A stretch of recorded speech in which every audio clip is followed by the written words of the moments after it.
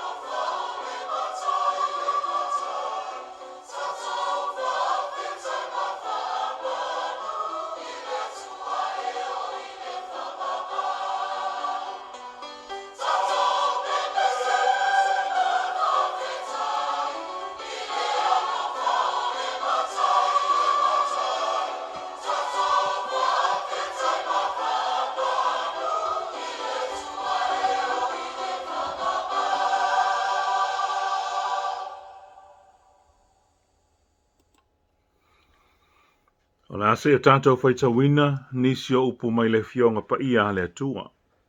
Maua mai le whianga inga tuai, se tusi ua filifilia mo i tātou nei tai au. Salamu e valu se fulmantasi.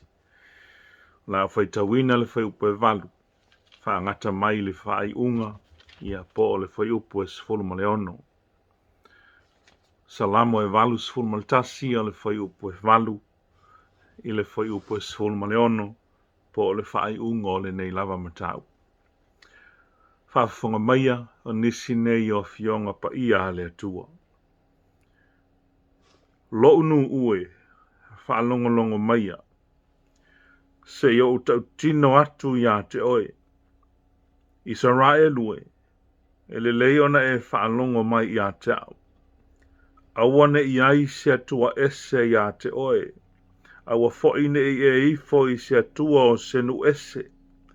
O au lava o Jehova lo atua. O lena avei na e ia te oe na ile nuo ai kupito.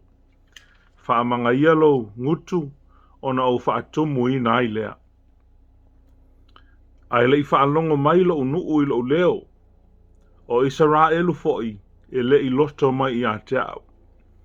Ona o tu wina atu leo i latou i o latou loto fina vale. Na latou sava vali i mea na latou filifili ai. Ana whaalongo mai lo unuu i a te au. Ana sava vali Israelu i o wala. Po ua o vave whaato i laloina ua ita i a te i latou. Ma u whao o atu lo lima i ua whai i latou ma o latou fili.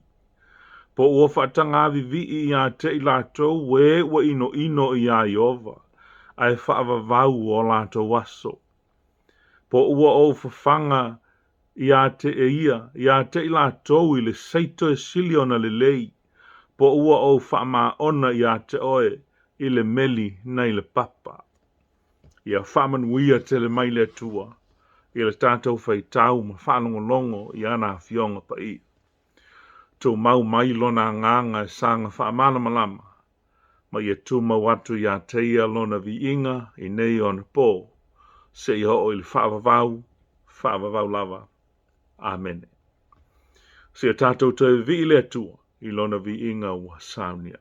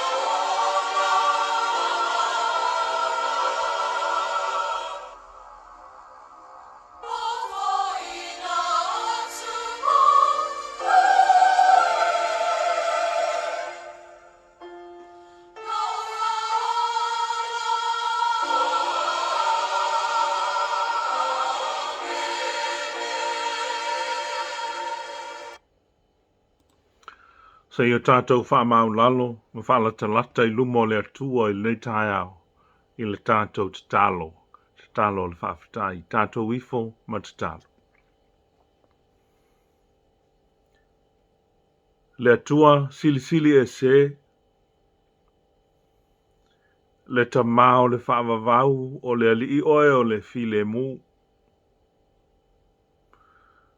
Le atua na e whaia mea uma I lau mata I sau. O le atua fo I o le vi inga ma le whane tanga umalawa. Ua o atu lau whanau I o luma I le nei tai au.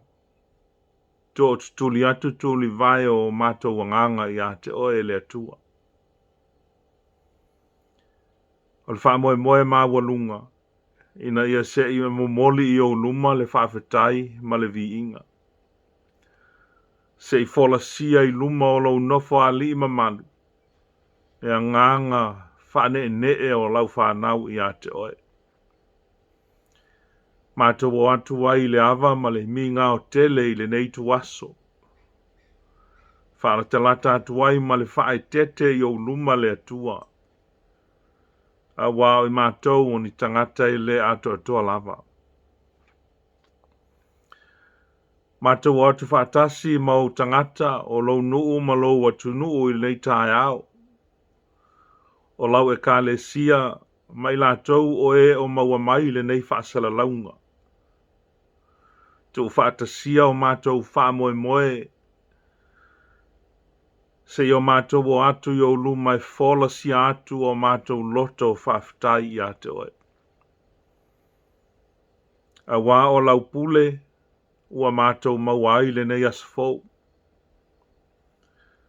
O lau alofa wha au ua e momoli mai ai le mātou wola, ma soi fua o tangata.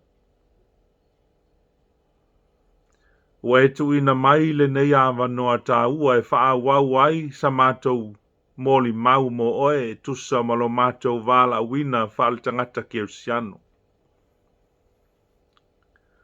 Mātou te o atu ai le anganga wha maa lo ma le whawhitai I o luma. Awa e to pule mai I lau whanau. Mātou te whai ai o le nei Sauniga ma whai ai a mātou e kalesia.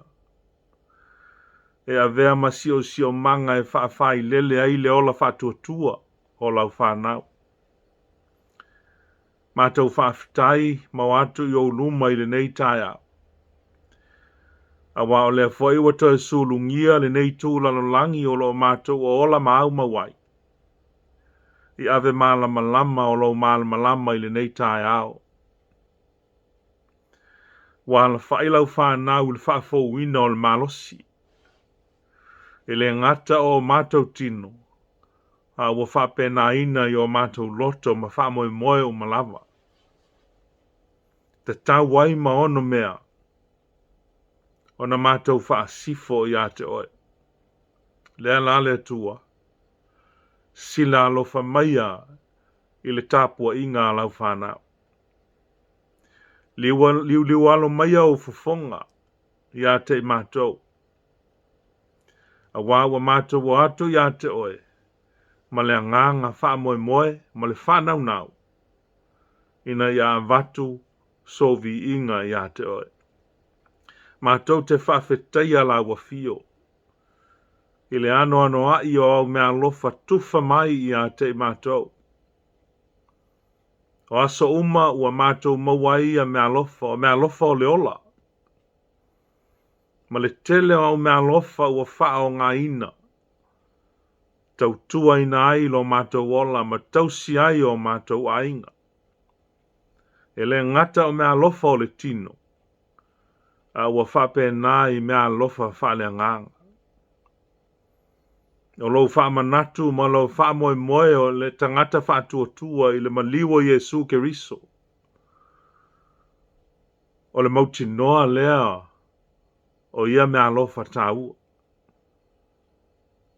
Wa e fafanga i o mātou wala i aso uma i mea ai o le nganga ma mea ai o le tino. Ai maise lava. Wa e faa manatu ma a mai a te i mātou le mauti noa. O le mātou wala faa le faa tua. O le awala lea mātou te mawhai ai. O na maua le tau a mio tonuina. Mātou te ola masoi fua i le ola nei malo mātou mauti noa. O loo iai lo mātou nofo anga mau i a te oe. Pe a whai mātou te tūmau pēa i le ola whātua tua. I a te oe lo mātou tua pa iai. Mātou watu i le nganga whawhitai. A wai uile atua o whawhainga tā o le soifuanga i nei o po. Ai mātou te langona pēa le mauti noa. Le mauti noa o lau awai mai. Le mauti noa o lau pule. E te whai ai so se mea e te whinangalo ai. Po a fo i wha mai ua. Whape nā ona. Lama ti ai le soifua ma lolo ina o lau whana au le ola ne. Ai mātou te mauti noa lama le atua e ala i le whātua tu. Pē whainga tā. Pē ti ngā. Ai mawai nisi o awala mātou te lata atua i a te oe. E wila e whainga tā ia mea uma. Ai whaingo fie a mea uma i a te oe malo mana whaola. Mātou whawhitai manuia o tangata. Ngāti na ina o mātou ainga. Whawhitai ngā luenga ua ngā lulu e ai lau whanau. Mātou whawhitai i lau whoa i tonua e ka le sia walo ngāti na ina. I le tino maleanganga. O ia mea lofa umale atua. Ua e tufa mai. Ua awala mai lo wa lofa ma lo wha maoni ma lo wangalele. Mātou whawhitai fo i le atua i lau tuspa ia. Lo fangu mai i a te mātou. Teimi uma mātou te whaitau ma mawhau ai. Wha manatu mai ai i a i mātou lo silisili ese ma lo mamalu. Ai maise lava. O lo wa lofa tu noa. Mātou whawhitai le soifua o tangata. Ai maise i lātou ua e amia. E ala i lau wala au pa ia i le ala i le maliu ma le oti. O whaavaa ia e, ua e whaau ngā ina ai o lātou soifua e avea ma whaa o ao i o mātou wola. A wale whai ngā malanga whaau au o lo mātou whaia i le nei ola. Mātou whawhitai o no lo wanganga pa ia.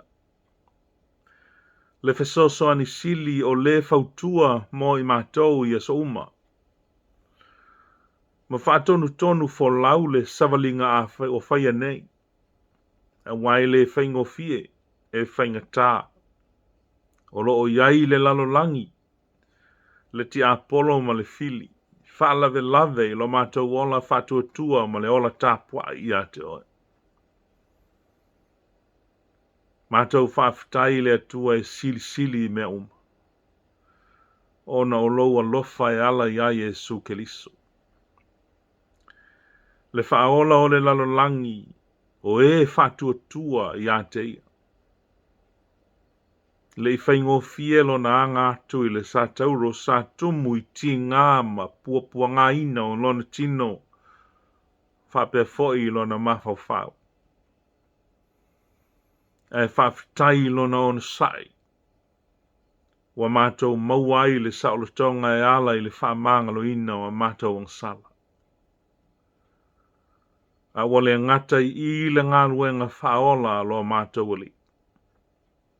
E wa ia toi tū mānu mālo mai le tūnga mau. Le ngāluenga na ia Sauniga mo le tangata. Pe a mātou whaalongo maustai ma whaamoe moe I a te ia. Ona ia te ina leo I mātou le atua I le ala o le ola. A wa mātou na nofo whaatali tali foi. Ilana polo a inga e toia fio mai. Ina ia a watu lau whanau whatua tua I le ola e whaavavau. I le mea le anofo tupu ai o ia. Mātou te whaatali tali ma le naunau tai, ma le whatua tua. Ma mātou ngāru lua I le ola nei. Ta pena so mātou a walatu I a te oe le tu. Ia tu mawatu I a te oe le whaamanu ma le whaafitai. O le mana umalawa. Nei ma se ia o le whaavavau lava. Amen. O se au whaale nganga ua, saunia mai mo I tātou le nei tai au. E whaavai lava I lunga o le tusi sa tātou whaitawina. Mai le whiangainga tuai, salamo e valus fulmaltasi. Pe taiwa o whaonga ina se whai upu. E momoli mai ai se ao onga whaale nganga mo I tātou. O mai le whai upu e se fulma le tolu ole. Salamo e valus fulmaltasi. E ana whaalongo mai lo unoo I a te au. Ana sava vali Israelu I o wala. Me meile whaitawina whaaperitania ina ole. Ole whai upulea. I le Good News Translation, how I wish my people would listen to me. How I wish they would obey me. Mai la se manatu au tu o nei tai au.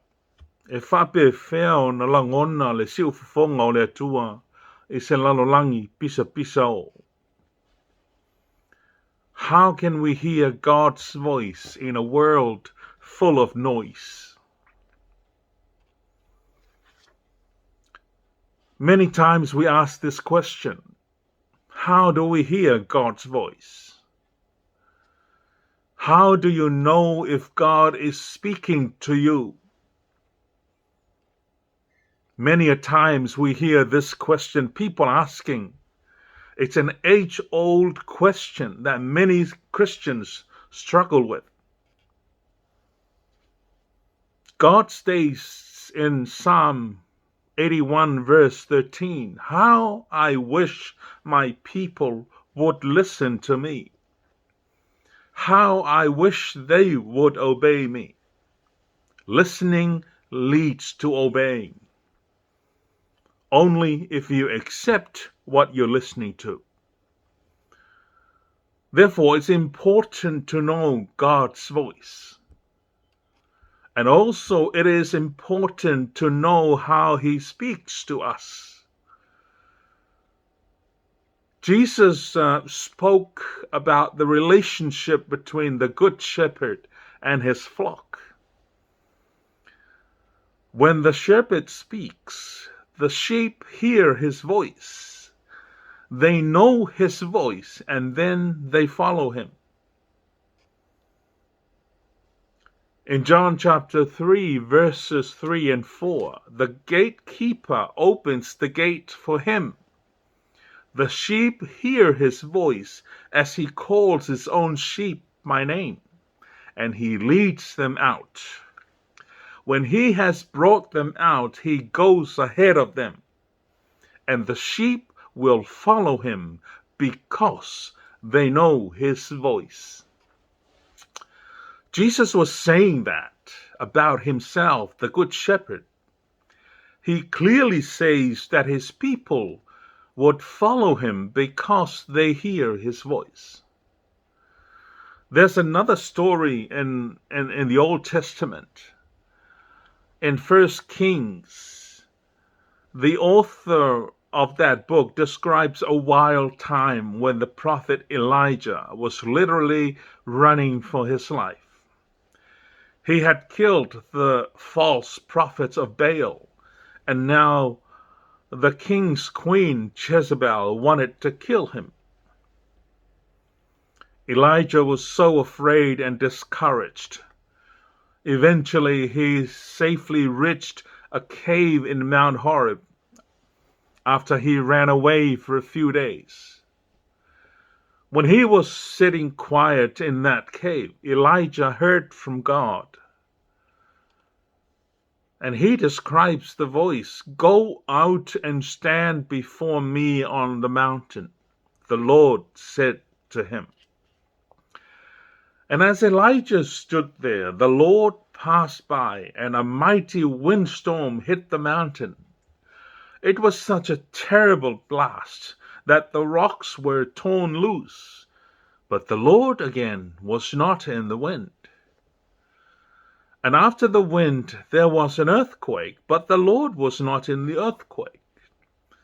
And after the earthquake there was a fire, but the Lord again was not in the fire.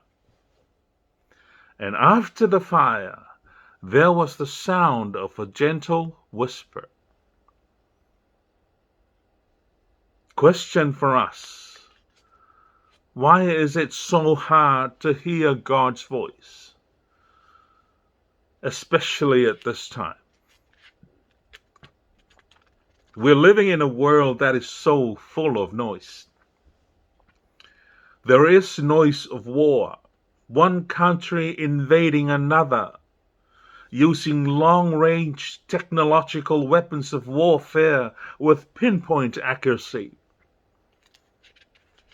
Last week we heard about that.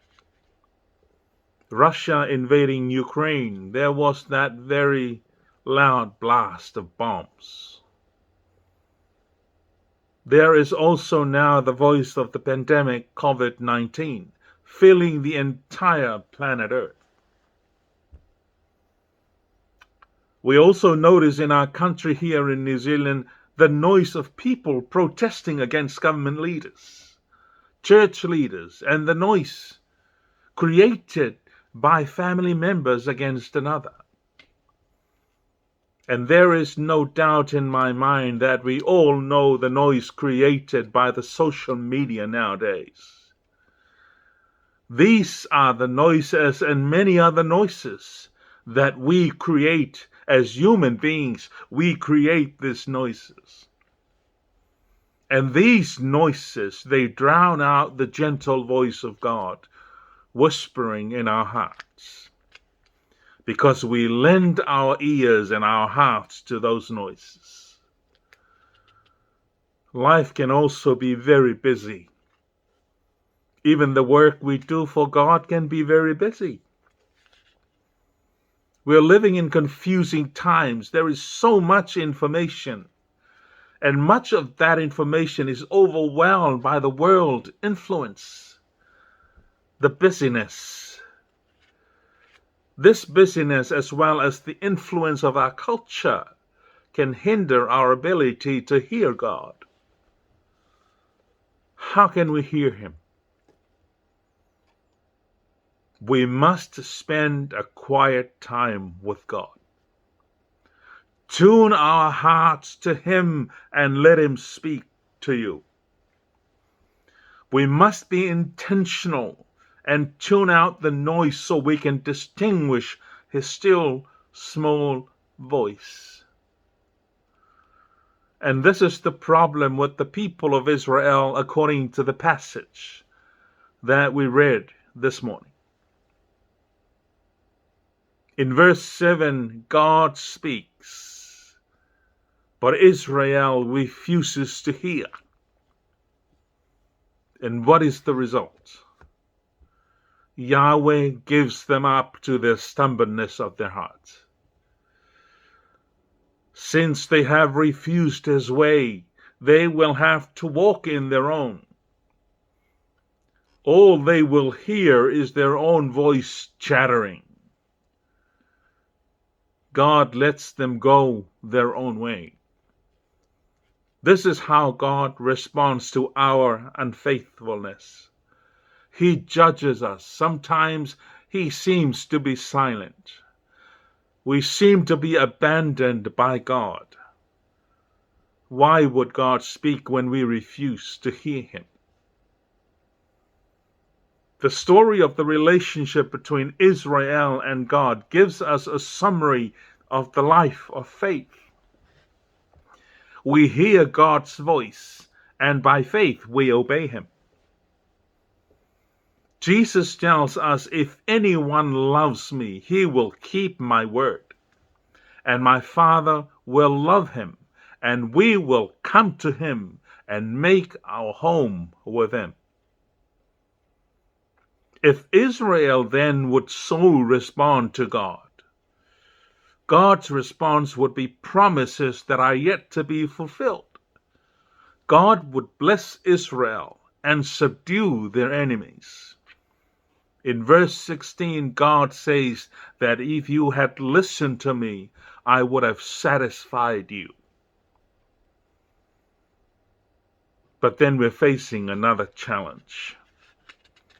How do we know that the voice we're hearing is God's voice and not the voice of Satan?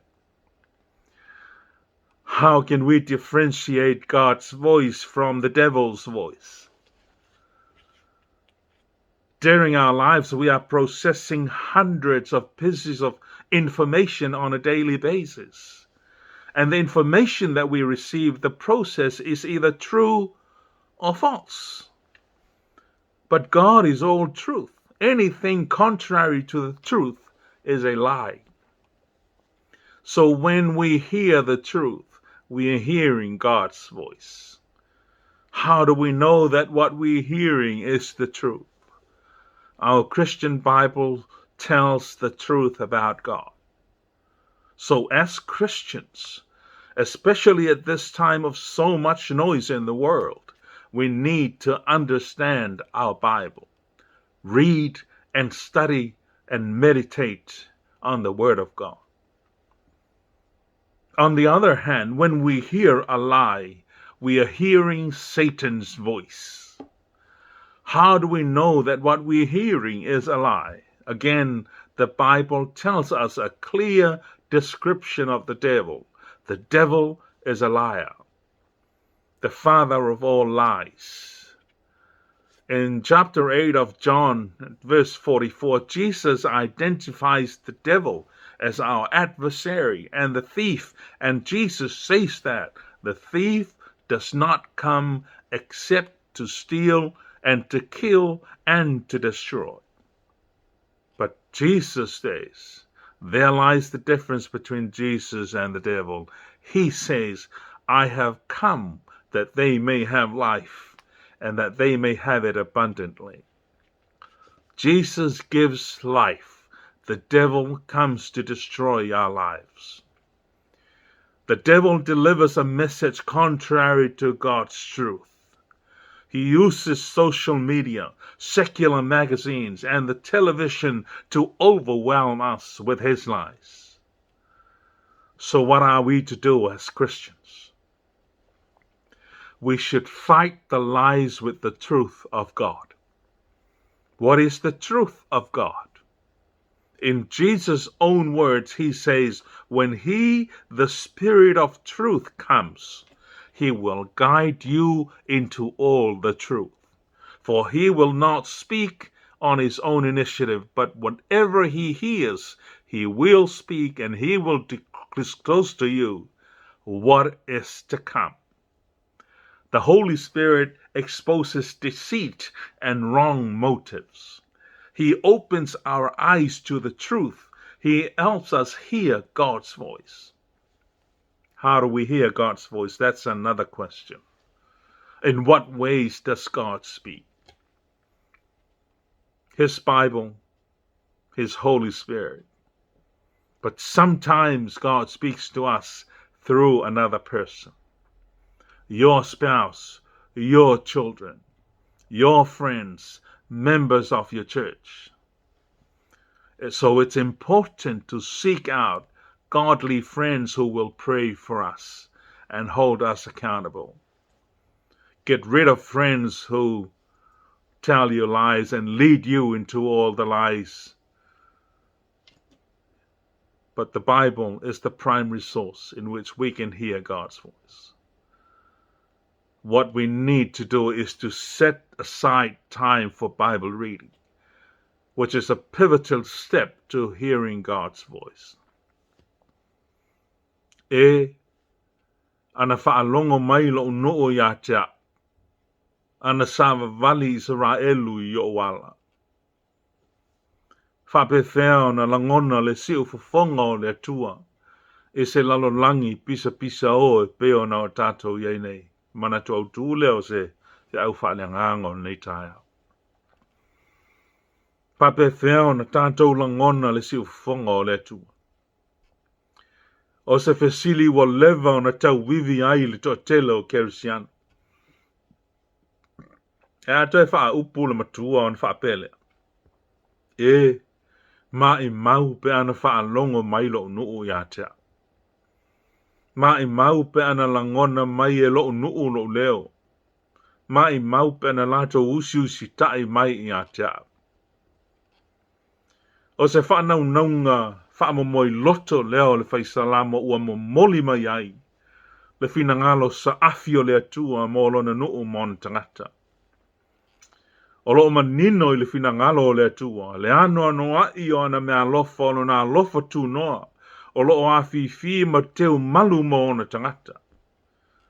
Teimi lava e whaalongo mausi ta iai Israelu ia teia, teimi lava fo I lea e ta tala ai le taui, a e sa saa mai mea lofa mo ona tangata. Ai peitai. Wa maua ula futi. Wa ai ulu tua na I taisi. Wa leise whaalongo. Wa leise usitai o Israelu I lona atua sa lato o sifengaina. Wa lato le langona le siu fufonga o le atua. Wa maa o lato loto. Wa punitia o lato talinga I le siu fufonga o le atua. O loo mo moli mai ai. Lona fina ngalo mo I lato. O stasio saunoanga whaafata oto le lio Yesu na ia fitala iai le vanu nofo ma le wafea ngai o le leo ma moe le lei malana lafu. E whaalongo le lafu ma moe le siu fufonga o le leo ma moe. O na lato muli le ia teia a wā ua lato I loalo na leo. E whaalongo le lafu ma I loa le lei le leo ma sani o le lato teitai. O na muli au loa lea ma le mautinoa. E leso o na muli seisi lava I toa I ngā leo. Ai na o le leo o ma sani ai, o le leo ma le siu fufonga, o le leo ma moe le lei. Whaatitaua Yesu ia teia lava, o ia o le leo ma moe le lei. I le tau mate ua tofu sila fia le matua pisa o ua iai le lalolangi nean po. A whai o le eise fi le mu ma ua pisa o le lalolangi, e ma whai la o na tātou langona ai, le siu fufonga o le atua I toa I ngā sio manga whapene. Tasi o tala o le whenga inga tuai o loo whaamatala ina ai le sona anga le perfeta o el dia. Perfeta le atua o Elia. Ina wa uma ona ia fasio tia perfeta pa ala o na solau sulu leo Elia ua manao le masiofo I espela e fasio tia te ia. Moliane ua ia tau nuu ma le saunga le mu malafi I seana I le maunga horepa, maunga o le atua. A o iai o ia tono o le ana, na ia whaanongo ina le fio ngā Iova, I nā alu ia o I fafo, ma e tū I le maunga I luma o Iova. Whauta mai ua fio ane Iova, o le matangi te telefoi ma le malosi ua lepeti ai maunga, ma momo ai papa I luma o Iova. Pe tai le iai Iova I le matangi. Wa muli le matangi o le mafuie. E le iai ova i le mafuie. E muli le mafuie o le afi. E le iai ova i le afi. E muli i le afi. O le leo file mu ma le titi. O le si ufonga o le atua. E langona i sio manga file mu. Ai maise le sio manga o le loto ma le mafau o le tangata soifu. E se lu i tau onga o lo fea ngai mai tātou. Whape fea o na tātou i loa o le si ufonga o lo tātou whanongo ina o le si ufonga o le atua. Ai leo le tia polo. Whape fea o na tātou whanwa senga i u leo ia e lua. O le atua. O ia o le upamoni. So se mea la mai moni ma wha maoni ma mi o tonu o mea ia le atua. Ai so se mea e fete e nai ma le mea moni o le mea pepelo la le mea na. Ma o le mea na le tia polo. Pea whai tātou te whanongo i le upamoni o le si o fufonga le nao le atua. Ma o lo o moli mau i aile na tuspa ia. Pe pisa o a la le lalolangi. E te sila fia lava le si o fufonga o le atua. Pea e malama le lei. I le mea o ta ua o le mea moni. Ai a tātou whalongo ina se mea pepelo. O lona winga o tātou whalongo ina la le leo o satan. Ai whape whion tātou i loa mea o tātou whalongo i ai o se pepelo. Mo le maulawa fo i ai la fionga le atu. Whetalai e suol tia polo o le whasio ti tangata ia talu le amatanga. E le i tū maulawa ia i le upomoni, a wae lea o i tonu lava i a te ia le upomoni. A tau tala ia le tala pepelo o lana lava lea e tau talai. A wā o le pepelo ia ma le tamā o le pepelo. A wha mai e su a o au nei. Tau te le tali tonu mai i a te au. A wā o te whai atu le upomoni. Ioane tau pe walu fastful mal fastful mal lima. Te lai e su au sau ina i o tau maua le ola. Ma maua atili ai lava. So se fe au a lama so se mea e fe te nai ma le mea moni o le mea pepelo lea ma awala al ti apolo. A o le ale upo moni a lea tu. O lona nganga pa ia. Pa mai fetan lainga e su ai a ma liu mai o ia. O le nganga lea e tupu mai ai le upo moni. E tai e ia te utou i upo moni umalawa. O le nganga e tupu mai ai le upo moni na te whaalia mea tau wha ole ma wha moenga se o ni tangata. O le nganga na te whaapupula ina o tātou mata i le mea moni. O le nganga whesoa soani ma le nganga na te una ia i tātou ina ia tātou whaalongo i le siu whafonga o le atua. I le ngata e whetalai mai le atua e ala i lona nganga pa ia malana fionga pa ia. Ai whetalai mai fo i le atua e ala i isi tangata. O tangata o lo ainga o Lotu o lua malau whanau. Whapea fo ia wō matangata o lau e kālesia o lona winga. E tāu o tele lau pipi i wō e maua i le me moni. Ma e tāu tatala i le me moni. E whainga tāu na langona le siu whafonga o le atua i se lalo langi i pisa o. Tele le mautua ai ngā pisa o wa tātou mai tawina i le nei vai tāu. E whai o le pisa o taua me whewai inga. E oso whai ai e le tasi mālo. Wha o ngā ina i au penga wha nei o na pō. O au penga wha teknolosi, wha tonu aruma mau. Ai o pisa o vole nei wha mai o le COVID-19 sumlei. I le ngata i lea. Ai o pisa o fo i e o whaisol te e tai o whai ngā mālo. O e kālesia. A to ai ma le sio manga o ainga. E le ngata fo i lea. Ia e o le pisa o na o le whao ngā seina o le social media. Tele fo i na pisi ngā nuenga i nisi o taimi ma ua le lava se malo longa al tino. Ma ua avea ma whaatupu mai. O ia mautua i ngā pisa o mea lava e whai al tangata. Ai toi a whaina I lava ia.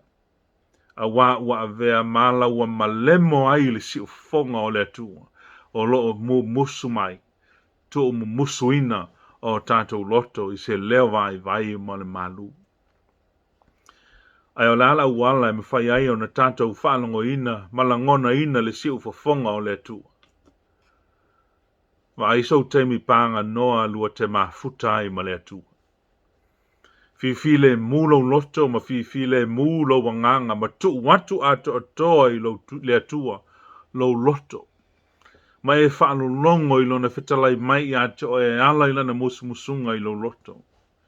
La wala lea e mawhai ai ona manino lau whaalongo I lona si ufonga malu. Petai, o le ngase lea na whea ngai male nuu o Israel. Pe on tātou whaalongo ai nei tai au. O le mai o Israel, o le mai o le musu e whaalongo. E ai tua pata tua o le toi ngase lea o le whaalongo ma le leo stai. Ai le whaamalo sia e le tua le loto o le tangata. O le mea utupu, talu ai ua lātou le fia whaalongo I le atua. Ua tu whaua I le atua I lātou ina ia whaipea o lo lātou fia iai. Ai o lona pona.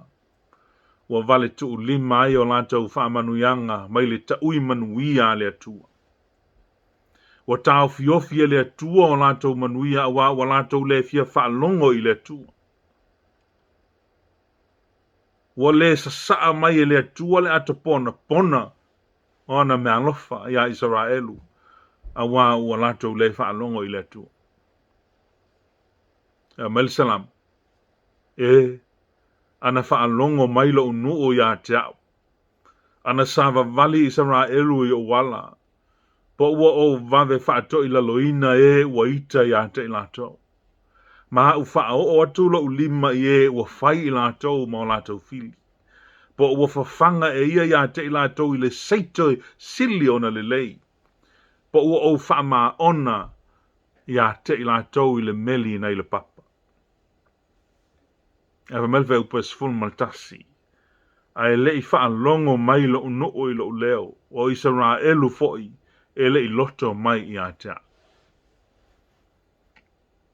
Wa le whaato I laloina I le atua o lato fili. Wa le whawhanga ina foi lato I le atua I le seito e sili ona le lei ma le meli na I le papa. Tua pata tua ia o le melea o le whaalongo. Le langona le si ufofonga o le atua I o lato loto. Le au soil nei taia. O le mea moni e le whetalai mai lava le atua pe a tātou mo musu e whaalongo I a te. O le tala I le vā whaafea ngainga o Israelu ma le atua. Ua mo moli mai ai le au te lenga o le ola whaalwhātua. O sa o onga fo I lea le tala le lei mo I tātou I nei tai au. O Jesu Keriso, o le si ufofonga o le atua I le lalonang. O le si ufofonga o le alofa, o le si ufofonga maa luu mai le lii o le file mu, o ia o le atua maa losi. O lona lava maa losi na ia sauni ai mo I tātou, le wha o le tanga e ala I lona ono sa ia o ono ti ngā, ma ona puapua ngā I lona angatu I le sātou. O ia o le si ufofonga o le atua na ia alanga ai te tangata wha atua tuai ua whai le nei mo oe. Io ele auso wha atua tuai, o ia lava na whetalai. A whai e lofa mai se tasi I a te au, e tausia e ia la upu, e alofa foi lo ta mā I a te ia, e o mai foi I mā ua I a te ia, mā tau te no nofo mai ia. Ana whaalongo mai lo nuo I a te au, ana sava vali Israelu I o wala, po ua o whawhanga I a te ila tau I le saito e sili ona le lei, po ua o whaama ona I a te oe I le meli na I le papa. Ne au soil nei tai au, tātou wola ma soi fua e se lalolangi ua tumu I le pisa o. pisa o e ono tātou le la ngona ai le si ufufonga musu mai o le atua i o tātou loto ma o tātou anganga. Aine o taimi panga noa le aso lua te mafuta ai mai. Tala noa ia te ia, sue ma whaitau i lau tuspa ia. E wala lea, whetalai mai ai o ia i lau loto ma so ufo i mawhau. Ia tu mau ia te ia lona vi inga e whaavavau lava. Amene. Se o tātou te talo. Lea tua pa i ai, o lava whanau naunga ia so uma ina ia mātou langona lau whetalai mai o mātou loto ma nganga.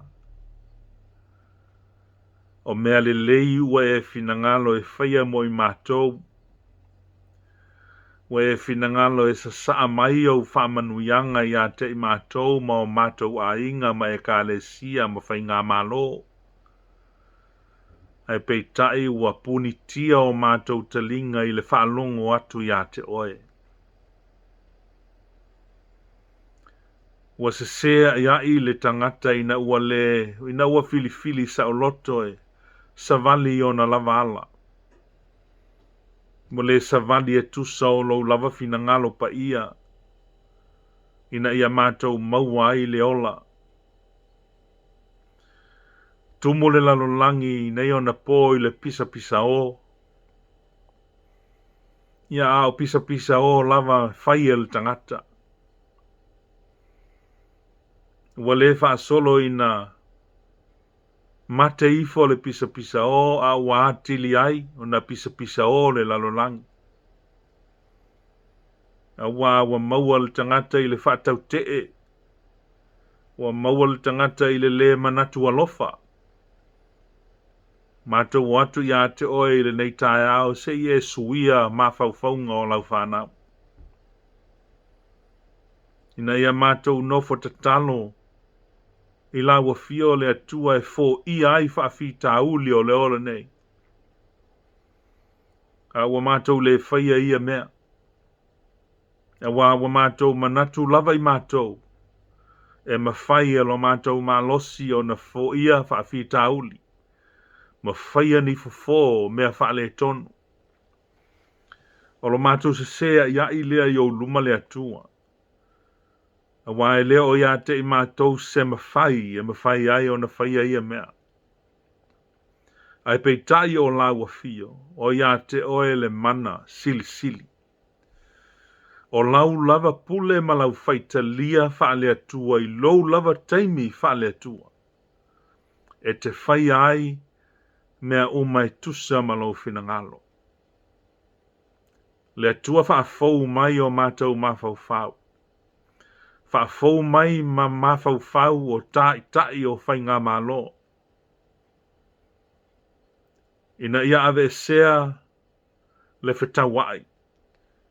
Ina ia ave sea le pule a le lalolangi o loo ia te ilatou. A ia latou whaalongo i le leo ma le siu fonga o le alofa ma ia te oe. Se e whamangalo o tangata. A wawa latou le maua i le loto on sai. Wa latou maua i le loto popole vale. Wa le manatu ai. E whaamoe mea uma ia te oe. Le anganga lea mātou te watu mātou i o luma i le neitai ao le atua. Si e au maia le file mū i o mātou loto. Le file mū lea e mawhai ai o na mātou whaalongo ma le tutoa i lo whetalai mai. I lo musu mai i o mātou mawhauwhau ma o mātou tangata. O lawa fio lava e mawhaia mea uma. Mātou tuina atu i a te oele nei vai tau. Ma wa mātou wa ia le pipisi na wao le whaamai e peo na iai nei. Le atu ai. O ia te oele pule ma le mawhai. O ia te oele malosi e tafi e seinai nei mea Mātou te talitonu. E le o I whaafita uli o le lalolangi le si ufafonga o la wafia. E le o I whaamai. E le o I taua.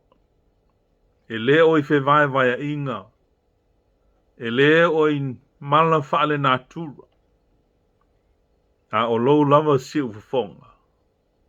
E momoli mai se leo malu. Pe a fifile mu o mātou loto. Ma o mātou fisotai ma futa atu I a te oe.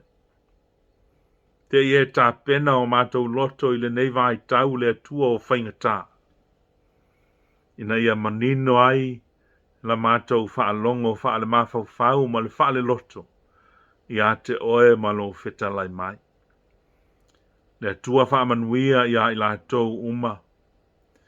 O e olo o lātou whainga luenga ma ngā lulue. Tonu o whale mai ma so se ngā luenga lama. E lango ina o tangata. Ai mai se lava I lātou. O e ua maua I whaamai. Le whaamai le nei vai tau. Le atua lo mātou matai. O I lātou foi o e ua maua I le whano noa ma le loto whaavau vau. O nau I lātou o e pele ua amia e la wafio e ala I le maliu ma le oti. Se e whaamawhana lo wanganga whaamawhana I a te I lātou. Watu I a te I lātou le mautinoa o loo e soifua pea. O loo e sisila alofa mai. O loo iai pea I mātou I tutonu o le sio manga o ao malolosi mo o ao alofa. Le mawhai ai el ti apolo na oso fa ia o lo mātou saunga le mu whale anganga. Le atua lo mātou matai whaamanuia I e kālesia. Whaamanuia I lau whānau uma. O e ua maua o lātou tino I mai. Se e whaamalo lo ma langonga le muina o lātou whaatafa ngase. Le atua lo mātou matai. A wai mai la wafio e whaamalosi I o mātou mawhauwhau manganga. A mātou o whenga iai le nei vai tau ma whaawhainga tau le soifua. Ina ia mātou maua pēa le file mu o la wafio. Whaamanuia o mātou tamamati nā mātutua. Lātou tāpua inga I a inga taitasi. O lātou foi o e o maua I whaamai. Le atua se e whaamalo lo I a te lātou. Mātou te talo le atua e te whaamanuia I Lotu spa ia sa mātou whaita wina. Whaamanuia fo I lau upu fola I le nei tae au e le ngata I lungo le nei ala leo. Ai so se mea lava o fola ai I lau upu. Ia o I loto manganga o tangata umalama o e whaafonga ma whaanongolongo. Sanga whaamalo si ai lo mātou wola whaalwhatua tua. Le atuae, o le nāla mātou talo. Tui nātu I a te oi le anganga whaatua tua ma le anganga whaafetai. E ala ia Jesu ke riso lo mātou whaola. Amen. Tātou whai o le Sauniga I lona vi inga.